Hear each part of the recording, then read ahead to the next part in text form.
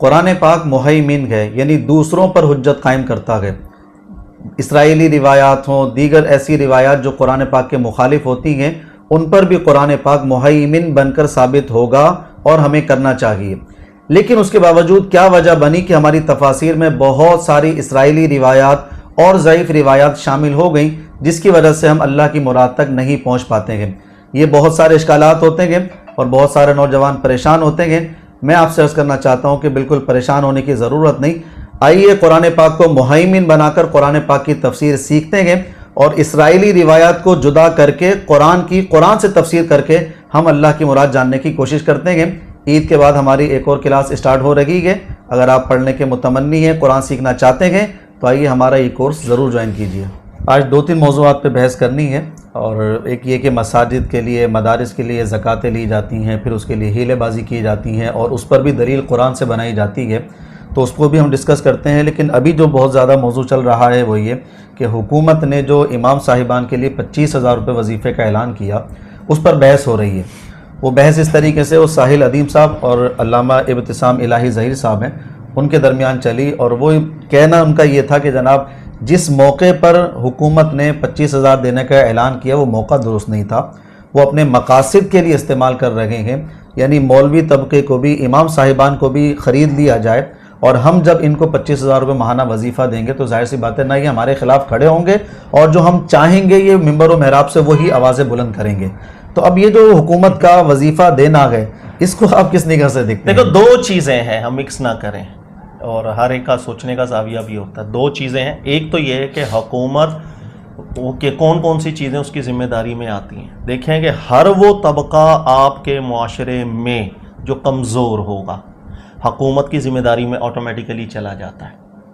یہ ایک اصل ہے جس کو قرآن پاک بیان کرتا ہے۔ خاص طور حضرت موسیٰ کریم علیہ السلام نے جس وقت بشارت دی کہ اللہ تعالیٰ وَجَعَلَكُم مُلُوكًا، تمہیں اب حکمرانی پر لے کے جانا چاہ رہے ہیں، تو اس وقت اللہ رب العزت نے آپ کی حضرت خضر علیہ السلام سے ملاقات کروائی تاکہ معاملات حکومت کو سمجھا جائے۔ اور جن چیزوں کو فوکس کیا گیا وہ کیا تھا؟ وہ یہ تھا کہ ایک شخص ہے، غریب ہے، مسکین ہے، اس کا حال ابھی کوئی اس کے روزگار کے اوپر ڈاکہ ڈال سکتا تھا، اس کو محفوظ کیا جائے، اور ایک ہے کہ اس غریب کا مستقبل محفوظ کیا جائے دیوار بنا کے، اور ایک ہے فسادیوں کے خلاف آپ نے ایکشن لینا ہے۔ وہ جو ایک نوجوان کو قتل کیا گیا تھا، یہ مناظر اس لیے دکھائے گئے تھے تاکہ ہم اسلامی حکومت جس وقت آپ نے قائم کرنی ہے تو اس کے اندر فوکس کیا ہونا چاہیے آپ کا۔ تو جتنے بھی غریب طبقہ ہوتا ہے، یاد رکھیے گا یہ فوکس ہوتا ہے، یہ حکمران کی ذمہ داری بن جاتا ہے۔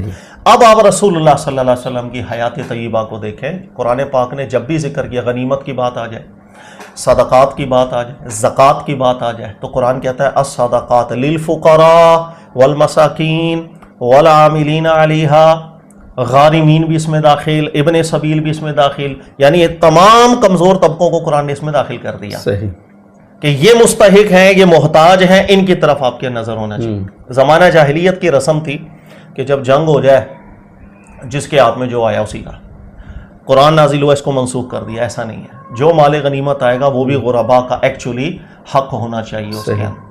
اسی طریقے سے آپ دیگر بھی قرآن پاک کی آیات آپ دیکھ لیں تو جتنے بھی محتاج طبقہ ہوتا ہے، اصل ذمہ داری حکومت کی ہوتی ہے کہ وہ ان کو ٹیک کیئر ان کی کرے۔ اس اصل کے تحت آپ دیکھیں گے تو ہمارے یہاں آج کل ائمہ جو ہیں، امام مسجد جو ہیں، وہ بہت کمزور ہیں، اس میں کوئی شک نہیں ہے۔ میجورٹی کو اگر آپ دیکھیں گے تو میرا خیال ہے کہ کیا شہر کے اندر کتنی تنخواہ اندازاً چل رہی ہوگی؟ 20-22 ہزار، وہ بھی اب آ کے۔ اور آپ غور کر لیں گے، میرا خیال ہے شاید ایک اچھا گھر کرائے کا نہیں شہروں میں ملتا 20-25 ہزار۔ بچوں کو تعلیم بھی دینی ہے، اچھی تعلیم دینی ہے، گھر کا راشن بھی چلانا ہے، سب کچھ کرنا ہے، موٹر سائیکل میں پیٹرول بھی ڈلوانا ہے، اور صرف 20-25 ہزار۔ لیکن یہی اگر آپ گاؤں دیہاتوں میں چلے جائیں تو ریئلی 5,000 6,000 7,000 یہی تنخواہیں۔ تو بہت زیادہ کمزور طبقہ ہے۔ اپنی اصل کے حساب سے دیکھا جائے گا تو بالکل حکومت کی ذمہ داری ہے کہ ان کو طاقت دے۔ یہ تو ہو گئی اصل۔ لیکن مسئلہ یہ ہے کہ جو کام اللہ کے لیے کیے جاتے ہیں، اخلاص کے لیے کیے جاتے ہیں، ہم لوگ اس کے اندر ریا داخل کرتے ہیں، جس کو قرآن ذکر کرتا ہے کہ 2 طبقے ہیں، ایک تو للہ کام کرنے والے، اور ایک وہ ہے یراؤن الناس، جن کے دل میں مقاصد آ جاتے ہیں، اور وہ کسی بھی کام کو کرتے ہیں تو بیچ میں اپنا ایک مقصد رکھتے ہیں کہ میں یہ اس مقصد کے لیے کر رہا ہوں تاکہ مجھے مقصد اور یہ پرپس حاصل ہو جائے۔ آج کا دور چونکہ للہیت کا دور نہیں رہا سر، اللہ کے لیے تھوڑی دور ہے. تو آج کے دور میں ہوتا یہ ہے کہ اگر میں کسی کو دوں گا، احسان کروں گا تو زبان کاٹ دوں گا. وہ عربی کا ایک محاورہ بھی ہے، احسان زبان کاٹ دیتا ہے. تو میں جس کو دے رہا ہوں تو وہ کل کو میرے سامنے کیسے بولے گا؟ تو میں اگر اس کو کل کو کوئی کام بھی بول دوں گا کہ یار یہ ہمارا ایک بڑی اچھی نیت سے پروگرام ہے، تعاون کریں، تو آپ تعاون بھی کرنا شروع کر دو گے. تو اس جہت کے اندر دیکھا جائے تو للہ یہ کام کیا جائے بہت اچھا ہے. لیکن مقاصد رکھ کے اگر کام کیا جائے گا، ائمہ کو پیسے دیے جائیں گے اور یہ مقصد ہوگا کہ کل کو یہ ہمارے نقطہ نظر کو سپورٹ کریں، چاہے وہ قرآن کی مطابقت میں ہو، مخالفت میں ہو، یا اگر ہماری طرف سے کوئی کام ایسا ہو رہا ہے جس میں شرعی اعتراض ہو، تو یہ ائمہ کی زبان بند رہے، اس لیے کہ یہ نہ بولیں، کیونکہ بہت بڑی طاقت ہوتی ہے ائمہ کی زبان جو ہے. اگر ان مقاصد کے لیے سب کچھ ہے سر، پھر تو یہ زہر قاتل ہو گیا نا. پھر تو یہ پورا ضد ہو گیا، پہلے اللہ کی راہ تھی اب شیطان کی راہ ہے. تو یہ جو ڈسکشن آپ کہہ رہے ہیں جو کن میں ہوئی، ساحل ندیم صاحب اور علامہ میرے خیال اچھی ڈسکشن ہوئی ہے. جس طرف انہوں نے توجہ دی ہے مجھے بہت اچھا لگا ہے، اور لوگوں کو سمجھنا بھی چاہیے. چلیں یہ معاملہ تو آپ نے سلجھا دیا، لیکن اب ایک عام امام کو کیسے پتہ چلے گا، وہ کس طریقے سے فرق کر پائے گا کہ یہ حکومت میرے ساتھ للہیت کے لیے کر رہی ہے یا اپنے مقاصد حاصل کرنے کے لیے مجھ سے کام لے رہی ہے؟ کیسے فرق کرے گا وہ؟ یار یہ مشکل کام ہوتا ہے. اس کے اندر دو چیزیں ہیں. اگر تو ظاہر ہے اللہ تعالیٰ نے جس کو قرآن کا علم دیا ہے تو نور بھی دیا ہوتا ہے، صحیح. وہ پہچان جاتا ہے، قرائن متحقق ہو جاتے ہیں، حالات، سچویشنز آگے کیا ہے. بالفرض اگر ائمہ کرام کو یہ پتہ نہیں بھی چلا، لیکن اگر کل کو پتہ چلے گا پھر ان کو سٹینڈ لینا پڑے گا. ظاہر ہے کہ پھر آپ کسی طاغوت کے ہاتھ میں بک نہیں سکتے. امام مسجد جو ہوتا ہے، یعنی آپ خطیب جو ہے، اگر یہ بھی کمپرومائز ہو جائے گا نا سب، پھر اصلاح کے دروازے بند ہو جاتے ہیں. وہ للہ کام کر رہے ہیں، کرنے دو. ویسے للہیت ایبسولوٹلی ابھی باقی نہیں ہے فی الحال، کیونکہ ہم جب سے فرقوں میں بڑھ گئے تو ہمارے ممبر وہ کمپرومائزڈ ہو چکے ہیں، اس لیے کہ ہر فرقے والے کے ممبر سے اس فرقے کی ہی آواز آتی ہے. صحیح. لیکن بہرحال اگر ہم دنیا کے حوالے سے دیکھیں، فرقوں سے ہٹ کر انٹرنیشنلی نیشنلی دیکھیں، تو وہ اتنے زیادہ کمپرومائز نظر نہیں آتے. تو بہرحال یہی ایک انسان مشورہ دے سکتا ہے کہ اگر آپ کو محسوس ہو کسی بھی لمحہ کہ یہ مقاصد ہیں اس کے پیچھے، تو میرا خیال ہے خود آگے بڑھ کر اپنے نام کو اس سے کٹوانا چاہیے کہ اللہ تعالیٰ مجھے برکت دے، میرے لیے اور ذرائع اللہ، کیونکہ اگر ہمارا توکل نہیں ہے تو پھر کس کا ہوگا. لیکن اگر پھر بھی پتہ بھی چل جائے آپ کو، یا قرائن آپ کے سامنے ایسے آ جائیں کہ ہاں بھئی غلط ہو رہا ہے لیکن ہم بول نہیں پا رہے ہیں اور ہمیں روکا جا رہا ہے، تو پھر بھی اگر یہ جاری رکھیں گے پھر مسئلہ ہے. اچھا، مقاصد حاصل کرنے کے لیے اگر حکومت ایسا کر رہی ہے، کروا رہی ہے، تو وہی اہل کتاب والی صورت نہیں بن جائے گی کہ جب ان کے سامنے کوئی بات آتی تھی تو وہ امیروں کے لیے الگ فتویٰ دیا کرتے تھے، غریبوں کے لیے الگ فتویٰ دیا کرتے تھے.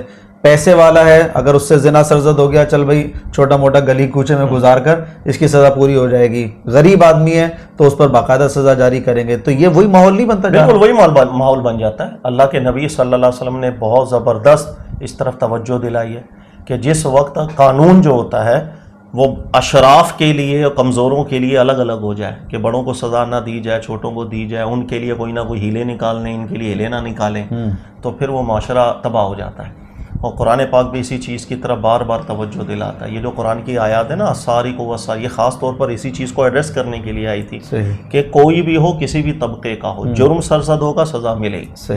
کوئی بڑا کوئی چھوٹا نہیں. اس لیے ایبسولوٹ حکم ایک دیا گیا تھا تاکہ یہ تفریق ختم ہو جائے. اور اسی چیز کو اللہ کے نبی علیہ الصلوۃ والسلام نے اپنے اعلان سے ظاہر فرمایا تھا کہ چاہے ہمارے گھرانے میں سے کوئی ہو، اگر جرم ثابت ہوگا سزا دی جائے گی. تو یہ ہے کہ جس وقت انسان بالکل مقاصد کے تحت دب جاتا ہے نا، پھر ایسا ہی ہوتا ہے. اچھا، شعوری طور پر بھی ہوتا ہے، غیر شعوری طور پر بھی. ایسا نہیں ہے کہ جان بوجھ کے کر رہے ہوں گے، کبھی کبھی پتہ نہیں چلے گا، بہت بڑی تعداد کو نہیں پتہ چلے گا، لیکن وہ غیر شعوری طور پر بھی دب جاتے ہیں. اسی لیے یہ چیز، اس کے جو بڑے پڑھے لکھے ہوتے ہیں، جن کا ذہن بہت اچھا کام کرتا ہے ان معاملات میں، ان سے مشاورت کرنی چاہیے، رہنمائی لینی چاہیے کہ بھائی ہم لوگ کہیں اپنے مقاصد کو چھوڑ تو نہیں رہے ہیں صرف اس وجہ سے کہ مجھے حکومت سے پیسے مل رہے ہیں. تھوڑا غور کریں گے معاملہ کلیئر ہو جاتا ہے، سامنے آ جاتا ہے.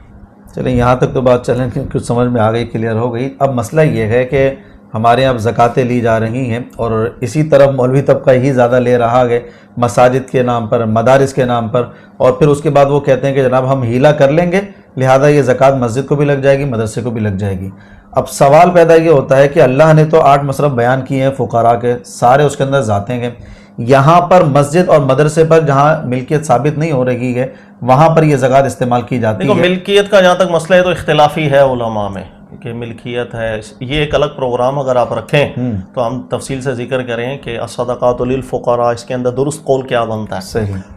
بہرحال یہ مسئلہ اتنا زیادہ نہیں ہے. پرابلم صرف یہاں پر یہ ہے کہ جس وقت آپ کے سامنے دو لوگ ہیں، مثال کے طور پر ایک ہے بے جان چیز جیسے مسافر خانہ ہو گیا، مسجد ہو، اور ایک ہے جاندار.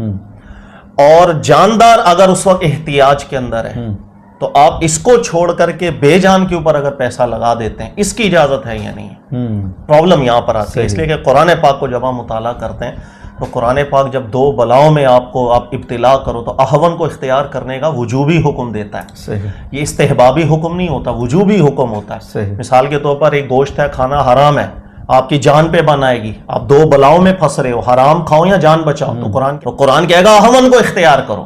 یہ وجوبی حکم بن جاتا ہے یہاں پر کہ جہاں پر کم نقصان نظر آئے اس چیز کو آپ نے اختیار کر لینا ہے.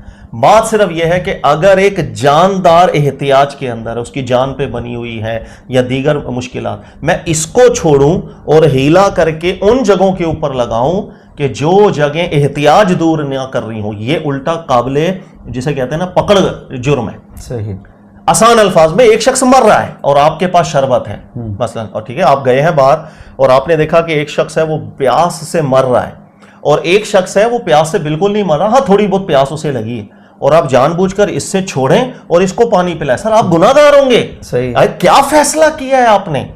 مسئلہ یہاں یہ آتا ہے کہ جب تک فقراء مساکین موجود ہوں اور ان کی جان پہ بنی ہوئی ہے یا ان کو شدید مشکلات کا سامنا ہے، ان کو چھوڑ کر کے پھر میں ترجیح اگر دیگر کاموں کو دے دوں گا، یہ الٹا جرم بن جاتا ہے. صحیح. ہمارے یہاں جتنے بھی مدارس یا تنظیمیں جو زکوٰۃ لیتی ہیں، اس میں سب سے بڑا مسئلہ یہی آتا ہے کہ وہ جب ہیلے کیے جاتے ہیں تو بہت سی جگہ ہیں مباح کاموں میں بھی استعمال ہوتا ہے، تعمیری کاموں میں بھی استعمال ہوتا ہے، لیکن اسی وقت جب وہ تعمیری کاموں میں استعمال ہو رہا ہے بہت سے لوگ بستر پہ مر رہے ہیں، بہت سے لوگ بھوک سے مر رہے ہیں، احتیاج بہت زیادہ موجود ہے. تو مجھے وجوبی طور پر احون کو اختیار کرنا تھا، میں پہلے وہ کام کرتا پھر یہ کام کرتا، لیکن کوئی مر رہا ہے میں اس کو چھوڑ کر کے یہاں آ جاؤں گا، یہ ہے جرم. اسی وجہ سے ان کاموں کو جو ہیلے بازیاں زکوٰۃ فطرے کی ہوتی ہیں ان کو نہیں پسند کیا جاتا، اور بہت سے علماء کرام نے اس کو بالکل منع کیا. اور مجھے جہاں تک یاد ہے امام ابو حنیفہ رحمۃ اللہ علیہ کے حوالے سے بھی یہ چیز منقول ہوئی ہے کہ وہ بھی پسند نہیں کرتے تھے، بلکہ بہت سخت جملہ کہتے تھے کہ جو زکوٰۃ کے ہیلے بیان کرتا ہے ایسے مفتی کو تعزیر، اسی کو جیل میں ڈال کے تعزیر دینی چاہیے. لہذا میں بھی ذاتی حیثیت میں اس کو بالکل پسند نہیں کرتا. صحیح. تو مسئلہ یہ ہے کہ مساجد کا نظام چلانا تو ہے، مدارس کا نظام چلانا ہے، اگر زکوٰۃ نہ لیں، بندے سادہ فنڈ دے نہیں رہے، تو یہ مساجد کا اور مدارس کا نظام چلے گا کہاں سے؟ دیکھیں جب آپ اللہ پر بھروسہ کرتے ہیں اور ایک فیصلہ کر لیتے ہیں تو اللہ تعالیٰ راہ کھول دیتا ہے. صحیح. یہ میں نے بالکل اس چیز کو دیکھا ہے کہ میرا خیال ہے 13-14 سال ہو گئے ہمارے ادارے کو بھی چلتے ہوئے. اس سے پہلے اگر آپ دیکھیں گے تو پاکستان کا جو عمومی ایک ماحول تھا، ہم نے بھی بالکل اسی طرح چندے بندی کیے، لیکن جس وقت ہمیں احساس ہوا، ہمارے اساتذہ نے توجہ دلائی کہ یار یہ تو جائز نہیں بنتا، پھر ہم نے ایک سٹینڈ لیا، اور سٹینڈ یہی لیا کہ بھائی آئندہ چندہ چندہ نہیں ہم نے، نہ زکوٰۃ نہ ہیلے نہ ہولے کچھ بھی نہیں. بھائی کیا کریں گے؟ ارن کریں گے، کمائیں گے، خود کمائیں گے، اپنی جیب سے لگائیں گے، یا ہم جو سسٹم بنائیں گے اسی سسٹم کے اندر ہم کیٹاگوریکلی لوگوں کو بتائیں گے بھائی ہم چندے نہیں کرتے، ہم آپ سے زکوٰۃ فطرے نہیں لیں گے جو ہیلے ہولے کر کے، ہم ارن کریں گے. اس کے لیے ہم نے اپنا ایک طریقہ کار جو بھی وضع کیا اس حساب سے چل رہے ہیں، اللہ تعالیٰ اس میں برکت دے رہا ہے. بھائی مین چیز یہ ہے کہ آپ کا نظام چلتا چلا جائے، الحمدللہ چل رہا ہے، تو اس کے اندر کوئی ٹینشن نہیں. جب آپ توکل اللہ پر کریں گے اللہ تعالیٰ راستے کھولتے ہیں، ایسا نہیں ہے کہ راستے بند ہو جاتے. لیکن میں صرف بات یہ کہ ہزاروں نہیں، لاکھوں نہیں، کروڑوں نہیں، اربوں، ہر سال اربوں روپیہ میں صرف لے لوں، ہیلے کر لوں، اسی دوران میں احتیاج ثابت ہے، فقراء کا فقر ثابت ہے، مساکین کا احتیاج میرے سامنے ہے، کوئی بھوک سے، ان سب کا گناہ پھر میرے سر جائے گا. اس لیے کہ میں تو ہیلے کر کے تعمیرات کر رہا ہوں، ان کا کیا قصور تھا. اس لیے جب دو بلاؤں میں مبتلا ہو احون کو اختیار کیا جاتا ہے وجوبی طور. اگر آپ نماز پڑھ رہے ہیں، ٹھیک ہے، آپ نے کہا اللہ اکبر، اور آپ نے سامنے دیکھا کہ ایک شخص اندھا ہے اور وہ چلتا ہوا آ رہا ہے، سامنے کنواں ہے وہ گر جائے گا، سر آپ نماز کنٹینیو کریں گے یا چھوڑ کے اس کی جان بچائیں گے؟ ایسی بات ہے، چھوڑ کے جائیں گے. 50 مثالیں اس کی موجود ہیں، فقہا تو پوری کتابیں چیپٹر بھر کے چلے گئے کہ احون کو اختیار کیا جاتا ہے کہ آپ پر لازم ہے آپ فوراً نماز کو توڑیں گے, بھاگتے ہوئے جائیں گے, اس کو گرنے سے بچائیں گے, اس لیے کہ وہ بڑا نقصان ہے. نماز بعد میں بھی ادا ہو سکتی ہے, جان چلی گئی تو وہ تو ضائع ہو جائے گی. صحیح. تو کہنے کا مقصد کہ میں ہیلے کروں تعمیر کے لیے, اسی ٹائم پہ فقیر مر رہا ہے, تو میرا بہت غلط فیصلہ ہے, یہ فیصلہ درست نہیں ہے. کمائی کی طرف ذہن رکھنا چاہیے, ارن کرنا چاہیے. ادارے جب ارن کریں گے اپنے پیروں پہ کھڑے ہوں, اور کمائی کرنے کے اندر میرا خیال ہے کوئی بری چیز ہے یا حلال ذریعہ ہے, حلال ذریعہ, تو بھائی آپ کو شرم کائے کی. شرم اس چیز پہ آنی چاہیے کہ میں ہٹا کٹا ہو کے بول رہا ہوں اگر کسی کو کہ یار ذرا تھوڑا دے دینا یار, ابے بل آیا ہوا بجلی کا یار, بجائے اس کے کہ میں کما رہا ہوں اور خود ادا کر رہا ہوں.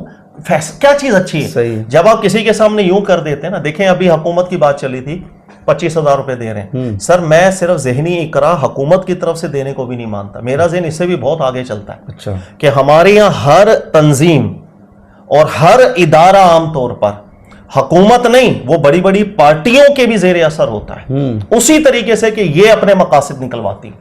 اس لیے کہ جب وہ آپ کو لاکھوں روپیہ کوئی دے رہا ہے, جب کوئی آپ کو چندہ دے رہا ہے, کبھی کروڑوں دے رہا ہے, کبھی تعمیریں کروا کے دے رہا ہے, تو وہ جو بڑی پارٹی ہے وہ اپنے مقاصد نہیں حاصل کرے گی. کبھی مشورہ تو دے گی, وہ مشورہ دے گی, آپ مشورہ بھی نہیں رد کر سکو گے, بلکہ آپ اس میں بھی ہیلے بہانے نکال کے یار پسند کا جواب اس کو دینا آپ بھی پسند کریں گے کہ یار پارٹی ناراض نہ ہو جائے. سر اس چیز کا ہم نے بہت مشاہدہ کیا, ہم نے دیکھا, اس وجہ سے 12-14 سال ہو گئے ہم نے فیصلہ کیا بھائی اب چندے بندے ہم نہیں کریں گے. ہمارے کچھ لوگ ہیں کہ جو تعاون خود کرنا چاہتے ہیں نا, وہ تو ظاہر ہے ہم منع کر دیتے ہیں نا زکوٰۃ و نہ فلانا نہ فلاں. اگر وہ پھر بھی تعاون کرنے کے لیے ضد بھی کرتے ہیں لوگوں کی, تو ہم اس کے بدلے میں سروس اپنی پرووائڈ کرو. ہم بولتے ہیں بھائی ہم سے فلاں سروس لو, اس کے بدلے میں ہمیں دو, تاکہ ہمیں یہ نشہ ہی ٹوٹ جائے کہ بھائی کسی کے سامنے ہم ہاتھ پہ لائیں, بھائی کتاب چھاپنی ہے ذرا تھوڑے پیسے دے دو, یار بل جمع کرانا ہے پیسے, یہ سلسلہ پھر بالکل ختم ہو جاتا. اور یہ میں نے بہت اس چیز کو دیکھا ہے, آبزرو کیا ہے کہ پارٹیاں جو پیسے دیتی ہیں, میں اس کا ذاتی مشاہدہ بھی آپ کو بتاؤں, میں ایک ادارے میں کام بھی پہلے کرتا تھا, تو وہاں جو پارٹی تھی, بڑی نام لینے کی ضرورت نہیں ہے, اچھا خاصا وہ تعاون کرتی تھی. ایک دفعہ میٹنگ چل رہی ہے, وہ بھائی صاحب آ کے بیٹھے ہیں اور دیگر لوگ بھی بیٹھے ہوئے, میں بھی اس میں تھا. میرے پاس اتنا اختیار تو نہیں تھا کہ میں کوئی جرا کر سکوں, بالکل چھوٹے لیول پر تھا بہرحال. لیکن وہ بات یہ چل رہی تھی کہ یار مولانا صاحب یہ قوالی کے بارے میں ذرا تھوڑا نرم رکھو نا اپنا ہاتھ, تو یار بڑے مسئلے ہوتے ہیں, وہ جاننے والے ہمارے محفلیں ہوتی ہیں, تو وہ آپ نے ذرا سخت بیان دے دیا تھا, تو پھر لوگ بڑے مسائل ہوتے ہیں. دیکھو ہم نے کام کرنا ہوتا ہے دین کا, ہمیں سب کا خیال کرنا پڑتا ہے, تو سامنے سے جواب یہی آیا تھا, ٹھیک ہے جی کوشش کریں گے آئندہ ذرا الفاظ اس طرح کے ہوں کہ تکلیف نہ ہو. تو سر وہ چیز میرے دل کو بہت بری لگی, میں کہا یہ کیا بات ہوئی. اگر میرا ایک موقف ہے, چاہے جائز ناجائز کوئی بھی موقف ہو, قرآن سنت کی بنیاد پر موقف بنانا, تو میں کسی کی بنیاد کے اوپر موقف میں نرمی کہاں سے لے کر مجھے کہنا چاہیے بھئی مجھے جو قرآن سنت راہ دکھا رہا ہے میں نے تو وہ بیان کرنا ہے, آپ کی وجہ سے وہ میں تبدیل کیسے کروں. بالکل ایسے ہی. تو سر اس طریقے سے انسان مقاصد کے تحت آ جاتا ہے, وہ پارٹیوں کے اثر و رسوخ کے اندر بھی آ جاتا ہے, مقاصد میں بھی آ جاتا ہے. یہی آپ اوپر درجے تک چلے جاؤ, کبھی کبھی سرکاری لیول پر بھی مقاصد میں تو ہر جگہ آپ دیکھیں پرابلم کیا ہے. پرابلم ہے کہ جس وقت آپ یوں ہاتھ کر لیں, اس لیے میرے نبی علیہ السلام فرماتے تھے اوپر والا ہاتھ نیچے والے ہاتھ سے بہت بہتر. آپ دینے والے بنے, آپ یہ کرنے والے نہ بنے. اس لیے جب تک آپ یہ بالکل پیچھا نہ چھڑا لیں نا کہ بھائی کوئی بندہ ایسا کل کو نہ ملے جو آ کے بولے کہ یار میں آپ کا ادارہ چلاتا ہوں, یہ جملہ بولنے کی نوبت نہ آئے. آپ جو بھی کریں جتنا کریں, بھائی نہیں آپ 10 ادارے بناؤ, نہیں 10 برانچز بناؤ, آپ 2 بنا لو, لیکن اپنے پیروں پہ کھڑے کر کے بنا لو, وہ زیادہ فائدہ دیں گے بجائے اس کے کہ آپ یوں احتیاج اپنی رکھو ہاتھ پھیلانے کی اور آپ کی 100 برانچز بن جائیں, لیکن آپ کھل کر کے پھر کام نہیں کر پائیں گے, فرقے سے ہی نہیں نکل پائیں گے. بھائی پارٹی ناراض, سیٹھ ناراض ہو جائے گا, تو سیٹھ کو تو راضی رکھنا ہے نا, تبھی تو میرا سب کچھ چل رہا ہے. تو یہ بڑے مسائل ہیں, اللہ تعالیٰ میں سے نکالے. اچھا, ابھی ہیلے کی جو بات چلی زکوٰۃ کے حوالے سے, تو قرآن پاک کی آیت اور ایک واقعہ حضرت ایوب علیہ السلام کا پیش کیا جاتا ہے کہ انہوں نے قسم کھا لی تھی کہ میں اپنی بیوی کو ماروں گا, تو پھر اللہ تعالیٰ نے اس کا ہیلہ بیان کیا کہ تم جھاڑو کے تنکے لے لو, اس سے مارو, تمہاری قسم پوری ہو جائے گی اور تم حانث نہیں ہوگے. تو اس ہیلے کو اللہ نے بیان کیا, اگر ہم بھی زکوٰۃ میں ہیلہ کرتے تو کیا مسئلہ ہے؟ سر اس لیے کہ قرآن کی اس آیت کی تفسیر چونکہ ٹھیک نہیں کی گئی, اس وجہ سے یہ اعتراضات پیدا ہوتے ہیں. اور بدقسمتی سے یہاں بھی جو اسرائیلی مواد ہمیں ملا اسی سے ہم نے شرح کرنا شروع کر دی. کسی نے کہا بیوی کو مارنے کی قسم کھائی تھی, اور کوئی اٹھ کے لکھ دیتا ہے کہ اپنے آپ کو مارنے کی قسمیں کھائی تھی. سوال یہ ہے کہ بیوی کو مارنے کی قسم کھائی تھی, آپ الفاظ دکھائیں اللہ نے کہاں لکھا بیوی کو مارنے کی قسم کھائی.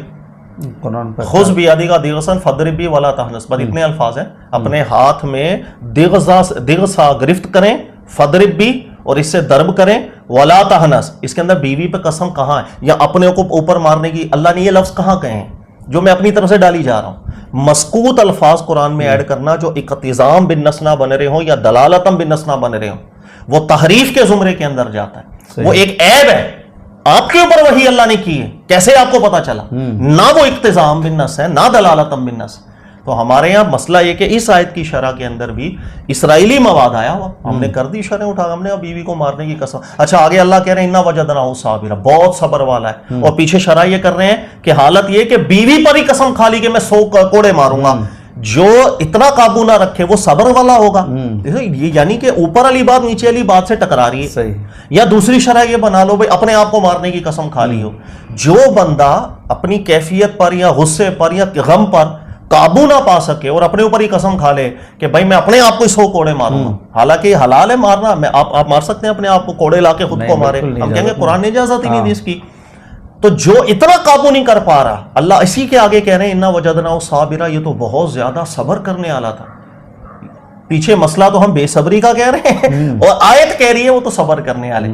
اس آیت کو چونکہ ٹھیک حل نہیں کیا گیا، اس وجہ سے اتنا یہاں پر کوئی ذکر ہیلے بہانوں کا نہیں ہے، یہ تفسیری غلطیاں ہیں جس کی وجہ سے ذہن بنا ہوا ہے، اور اس کے لیے آپ کوئی پروگرام الگ سے رکھیں، اس واقعے کو، ایوب علیہ السلام کے واقعے کو ہم تفصیل سے ذکر کریں، صحیح، اور ورنہ ہماری کلاسز اٹینڈ کریں انشاءاللہ۔ ٹھیک ہے سر، ٹھیک ہے، بہت شکریہ۔ کچھ سوالات تھے سامعین کے، ناظرین کے، وہ آپ کے سامنے رکھ دیے، اور بھی کچھ سوالات باقی ہیں، لیکن پروگرام کا ٹائم چونکہ پورا ہو چکا ہے، تو انشاءاللہ پھر اگلے پروگرام میں وہ باقی سوالات کرتے ہیں۔